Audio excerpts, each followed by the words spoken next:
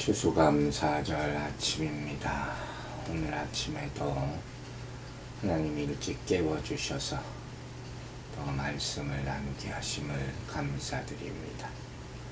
자, 엘리바스는 욥을 공격합니다. 처음에는 보상교리라는 원인과 결과죠. 이것을 통해서 욥을 비난하고 또 자기가 직통 계시를 받았다고 욥의 의롭지 못함을 지적했습니다.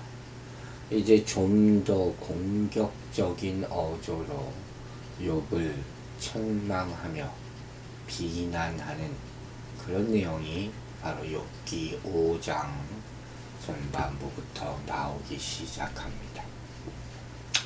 욥기 5장 1절부터 7절까지의 내용을 요약해 본다면 욥을 미련한 자, 어리석은 자 이렇게 설정을 해요. 그래서 미련한 자에게 주어질 불행한 운명에 대해서 설명하는 거예요. 또 후반부 8절부터 16절까지는 의인과 악인을 구별해서 대하시는 하나님의 세상 운영 방식에 대해서 말하고 있습니다. 어쨌든 욥을 비난하는 강도는 점점 세지죠. 자, 이쯤 되면 친구가 아니에요. 원수죠. 위로가 충고, 충고가 저주가 됐습니다. 여러분, 위로한다는 것 이거 쉽지 않죠. 하지만 우리 인간은 사실 다 외로운 존재예요. 상처받은 존재예요. 위로가 필요 없는 사람은 없어요. 그래서 더 가슴이 아픈 거죠. 저는 이런 분들 많이 봐요. 교회에서도. 저는 괜찮아요. 입버릇처럼 하는 분들이 있어요. 이런 분들 치고 외롭지 않은 사람 못 봤어요. 그런데 이렇게 욥이 자신을 감추는, 욥이 아니죠. 이제 이런 사람들 나는 괜찮아요 하는 사람들. 근데 자신을 자꾸 감추려고 하는 거예요. 그런 이유가 뭔지 아세요? 바로 상처받은 심령 때문이에요. 세상에는 이처럼 연약한 사람들이 많습니다. 왜? 세상이 또 사람들이 도움 준다고 와서 더 아프게 만들고 이용하고 위로한다고 하면서 더 큰 상처를 주는 거예요. 욥은 지금 참으로 힘든 상황 가운데 처해 있어요. 위로가 멸시처럼 느껴지는 거죠. 반갑지 않고 모욕처럼 느껴질 때, 비웃음, 비웃는 것처럼 들릴 때, 참 이거 어떻게 반응해야 되겠습니까? 엘리바스는 계속 욥을 비난하죠. 1절은 이렇게 말해요. 너는 부르짖어 보라. 내가 응답할 자가 있겠느냐? 거룩한 자 중에 내가 누구에게로 향하겠느냐? 한마디로 말해서 1절은 도움받을 수 없는 기도, 이렇게 제목을 붙일 수 있을 것 같아요. 그 이유는 욥이 범죄해서 하나님의 도우심을 받을 자격을 박탈했기 때문이다. 또 천사들 중에도 거룩한 자들이죠. 그를 중재할 자도 없다. 물론 사람은 욥의 편을 들지 않을 것이다. 누구도. 즉 엘리바스는 지금 욥에게 너는 기도해도 안 돼. 응답 없어. 이렇게 말하고 있는 거죠. 여러분, 될 줄로 믿습니다. 해도 될까 말까 해요. 그런데 이렇게 말하면 되겠습니까? 기도해도 안 된다니. 여러분 생각해 보세요. 응답 없는 기도. 응답 없는 기도라는 게 있습니까? 없습니까? 여러분, 은혜 가운데 있으면 다 응답이에요. 아십니까? 그러나 율법 가운데 있으면, 고난 가운데 있으면 이게 힘들어지는 거야. 안 들린단 말이야. 비교하게 되니까. 왜 내 기도는 안 들어주시냐. 자꾸 이런 쪽으로 가는 거예요. 하나님의 음성을 들으려 하지 않고 점점 원망의 소리가 커지고 다른 사람의 음성이 커지니 하나님의 음성이 들릴 리가 없게 되는 거죠. 기도 부탁하는 사람들이 계시죠. 가끔 제가 말하죠. 본인이 하지 뭘 자꾸 부탁을 합니까? 그죠? 그때 어떤 분이 말해요. 가만히 생각해 보니까 하나님이 제 기도는 안 들어주시는 것 같아요. 그런데 목사님 기도는 들어주시는 것 같아요. 그래서 부탁한다. 이런 분들은 정말 기도 안 해드릴 수가 없죠. 얼마나 솔직해요. 하지만 지금 욥이 당하고 있는 것은 정말 현실적인 거예요. 부탁할 사람도 없어요. 그럼 정말 욥이 신앙이 없는 겁니까? 그렇지 않다는 거예요. 욥은 나중에 16장에서 놀라운 고백을 하나 합니다. 16장 19절 이런 고백이 있어요. 지금 나의 증인이 하늘에 계시고 나의 중보자가 높은 데에 계시니라. 중보자라는 말을 사용합니다. 중보자가 계시니라. 얼마나 중요한 신앙 고백입니까? 그는 어느 때인가 중재자가 나타나서 자신의 상황을 하나님께 고해주기를 바라는 간절한 마음, 즉 신앙을 표현하고 있는 거예요. 여러분의 중재자는 누구십니까? 예수 그리스도임을 믿으시기 바랍니다. 그래서 우리가 예수 그리스도의 이름으로 기도합니다. 이렇게 하는 건 아닙니다. 이제 2절에서 엘리바스는 미련하고 어리석은 자의 결말, 즉 분노와 시기가 문제다. 이렇게 말합니다. 욥이 그랬다는 거죠. 아마도 이 비난은 생일을 난나를 저주했던 욥을 분노와 시기심에 사로잡힌 미련한 자로 또 규정해서 비난하는 것 같아요. 그죠? 이 사람들은 회개 안 한다는 거죠. 철저한 참회와 반성을 통해서 하나님께 돌이켜야 한다.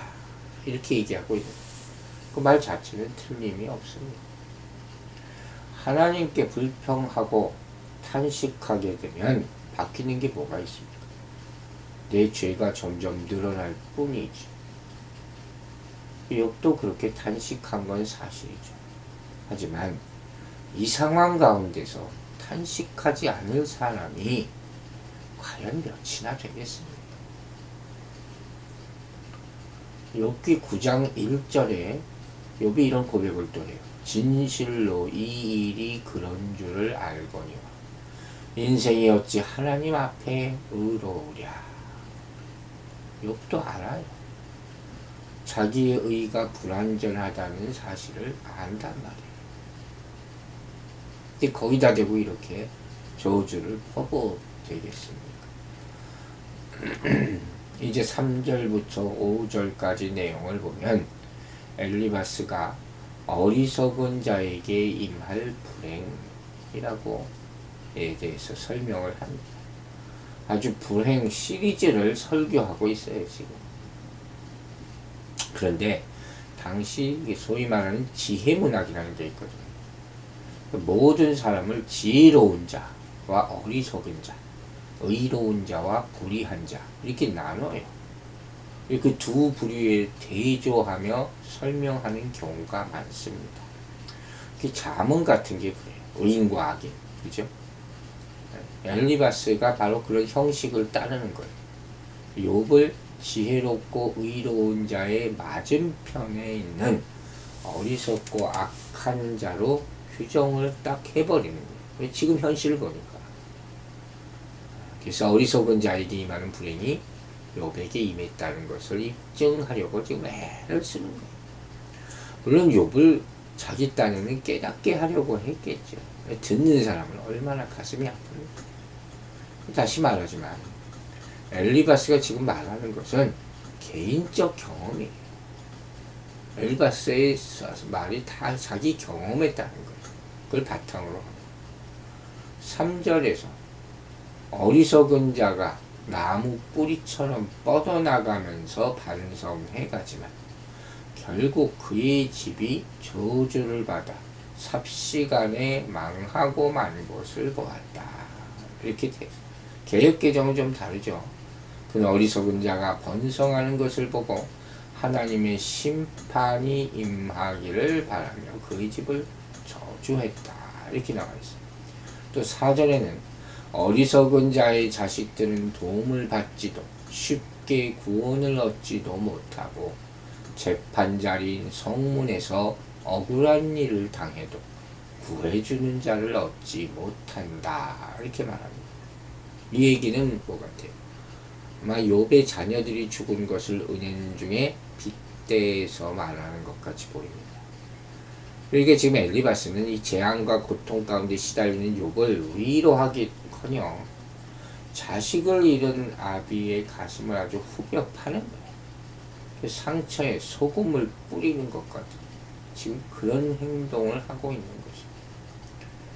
이어지는 5절에서 엘리바스는 굶주린 자들이 어리석은 자의 수확을 빼앗고 가시나무 밭에서 자란 것까지 먹어치운다. 이 가시나무는 이 그 시대의 추수한 곡식들을 짐승으로부터 보호하기 위해서 보관해온 그런 게 가시나무예요.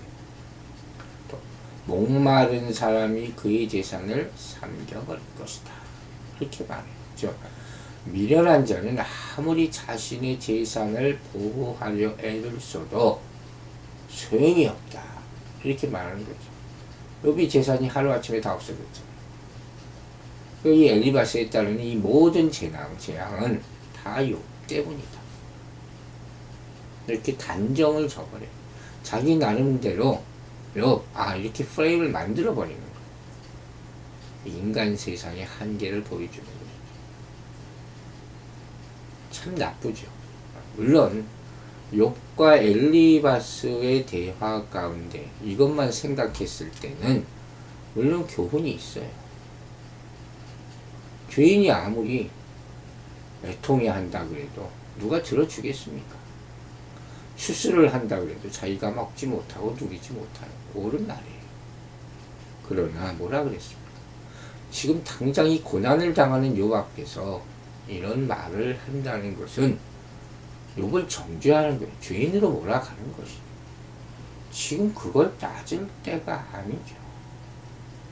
우리는 절대로 누군가의 죄를 비난하면 그 사람을 회복시킬 수는 없는 거예요. 우리의 할 일이 아니죠.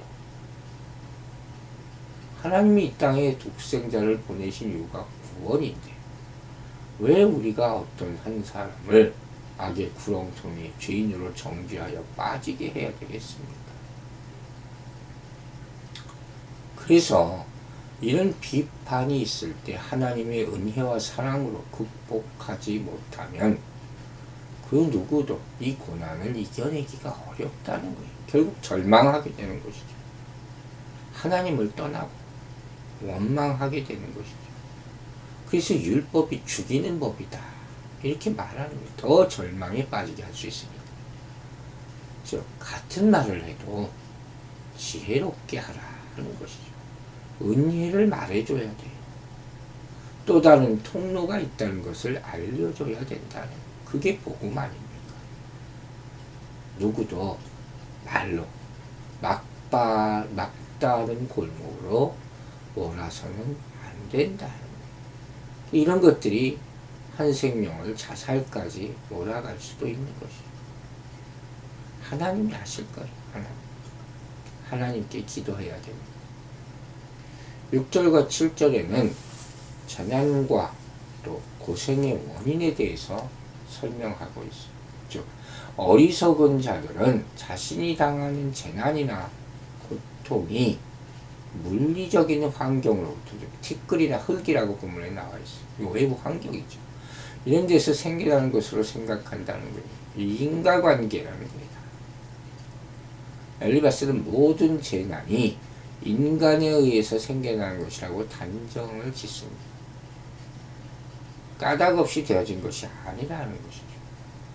또 어떤 표현을 했습니까? 불꽃이 위로 올라가는 것처럼 이건 당연히 죄를 졌으니까, 그렇죠? 그런 소리예요.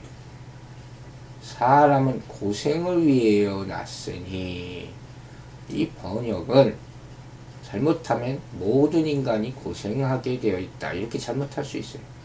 그게 아니죠. 공동 번역을 보면 뭐라고 되어 있느냐?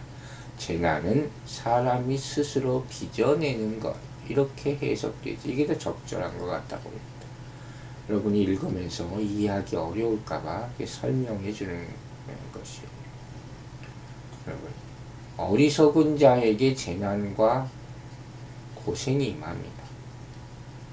그의 삶과 전혀 무관하게 바깥 세계로부터 주어지는 것이 아니라 그 자신의 악한 행동으로 인해서 주어지는 하나님의 심판이다. 엘리바스는 이렇게 단정을 짓는 것이죠. 즉 모든 고난은 죄로 말미암은 것이다. 이유 없는 죄는 없다. 그러니 회개하라. 계속 아주 쑤셔야 되는 거예요. 근데 여러분, 제가 뭐라 그랬습니까?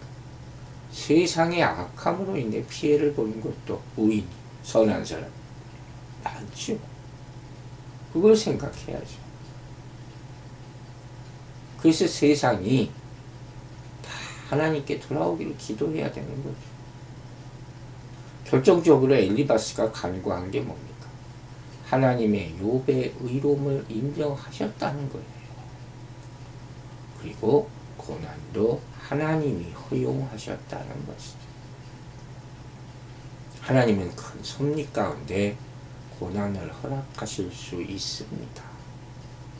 그러므로 우리는 하나님의 섭리를 깨닫고 고난에 대해서 겸손하게 반응해야 되는 것이 나를 먼저 돌아보라 하는 말씀이에요.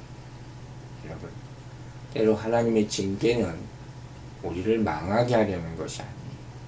오히려 우리 신앙을 성숙하게 만듭니다. 더 나아가 도무지 이해할 수 없는 고난이라 할지라도 하나님의 선하신 섭리를 믿는다면 원망과 분노를 그치고 하나님을 향한 믿음을 잃어버리지 말아야 할 것입니다. 하나님이 곧 구원하실 것을 믿으시기 바랍니다. 기도하겠습니다. 하나님 아버지, 감사합니다. 추수감사절 아침에 복음의 음성을 깨닫게 하심을 감사드립니다. 누구에게나 고난은 있습니다. 그것을 비난하는 세상 사람들도 있습니다. 하나님은 그러나 다 보고 알고 계십니다. 심판은 하나님의 것입니다.